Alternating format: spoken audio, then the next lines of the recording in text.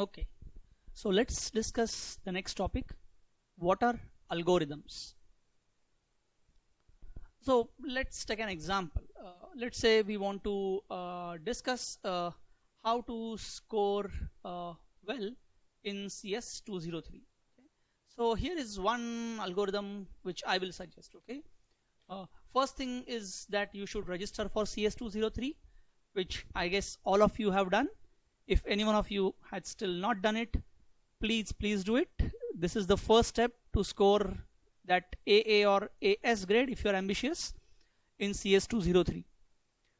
Then you have to enroll yourself in Microsoft Team for CS 203, and I suppose that you have done that. And then you have to daily check the announcements in the announcement channel, because that's where you will know when the new videos are posted, when the new quiz is announced, or any other new course related material is posted. And then of course you have to go through the uploaded course material. An important part, you have to purchase and then read the textbook. Again, those of you who still don't have a textbook, please buy a textbook or procure an online copy, but you need a textbook. And then of course you have to watch the videos posted by the instructor, but watching the videos posted by instructor is not the whole thing. So if you expect that if I just watch these videos and I should score well in this class, or I should understand this subject well, that is not going to happen. It's only one step out of a very large algorithm. Okay, so remember that. And once you read the textbook, watch the videos posted by instructor, then you have to practice the problems on your own. Okay, and of course some things you will get, some things you will not get. Then you have to actively participate in the Piazza discussion forum. And after all this preparation, you have to appear for the exams with honesty and confidence. Both the things are important because we are going to have online exams. Okay, so this is one particular algorithm that I will suggest for scoring well in CS 203. Okay, so if you watch at this algorithm, first of all, I won't claim that this is the only solution to score well in CS 203. Okay, so some of you might claim that, well, even if I don't do some of these things, I can score well in CS 203. Or some of you might say that, well, we need few more things to score well in CS 203. So some of you might say that, well, apart from the videos posted by the instructors, I want to do NPTEL course, or I want to look at a Coursera course on data structures and algorithms, and so on. Or some of you might do a group study through Skype or any other video conferencing software, and so on. So there could be multiple algorithms to achieve same thing. For example, for sorting, you have already seen last year, there are multiple algorithms to sort. Okay, so when we talk about an algorithm, how do we define it? I mean, so we can say that it's a procedure. It maps input to output. So an algorithm is supposed to take an input and it is supposed to generate an output. For example, a sorting algorithm would take a set of numbers as input, and it would generate the same numbers in a sorted order. So what is the most important necessary attribute of an algorithm? That it should be correct. Okay, the algorithm should do what it is supposed to do. Okay, so a sorting algorithm should always give sorted output. Okay, otherwise it's not an algorithm for sorting. Okay, and second thing is that the description of the algorithm should be unambiguous. It means that there should be no confusion about how to execute a particular step. So if you look at the previous algorithm, when I say that the first step for scoring well in CS 203 is that you have to register for CS 203. This is unambiguous. Okay, but it is unambiguous only in a certain context. Okay, so I'm posting these videos for the students of IIT Guwahati.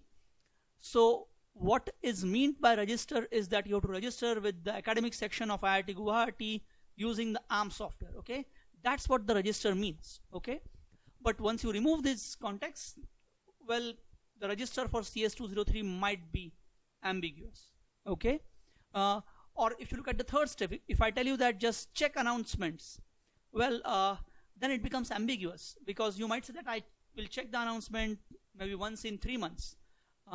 and then that's not going to be enough. Okay, so again, what makes an instruction, what makes a step in an algorithm unambiguous depends a lot on the context, and we will realize this more when we go and look at the algorithm representation for computers. For example, some of the things which are unambiguous for people, they might be ambiguous for a computer. For example, I mean, just try to write an algorithm for a computer or a robot to prepare a sandwich for you. Okay, it's extremely hard to come up with completely unambiguous instructions. Okay, so if we had the offline class, we generally have this as the first assignment to do in the class. Okay, and it's a really fun thing to do in the class. But unfortunately, this time we are not meeting physically in the classroom. Otherwise, we would have tried our hands at that. But you can try it on your own. Okay. So two necessary features are correctness and unambiguous. Okay. So correctness is beyond the context. It has to be correct. But unambiguousness depends on the context. Who is going to use the algorithm? Who is going to execute the algorithm? Okay. For that particular person, that particular system, the algorithm should be unambiguous. And then we expect some nice to have features in our algorithms. For example, the algorithm should make efficient use of the resources. Okay, so typically algorithms use the processor or compute time, and they use the memory. Okay, so we want our algorithms to be efficient in terms of compute time and memory usage. And some of the times the algorithms might as well use the network resources, or it might use some external resources such as say printer or calling third party. Okay, and each of these resources, they would have certain cost associated with it, and we might have certain importance to these resources. So the algorithm should be efficient again in the context of these resources, and again in the context of the restrictions that we place on the use of resources. Okay? So there is no single definition of what is efficient algorithm. It depends again on the context. Another nice to have feature is ease of understanding. Okay, and specifically in terms of computer algorithms, ease of coding. Okay, because if the algorithm is difficult to understand, there is a good chance that we might make a mistake while executing the algorithm personally, or we might make a mistake in coding the algorithm as a program.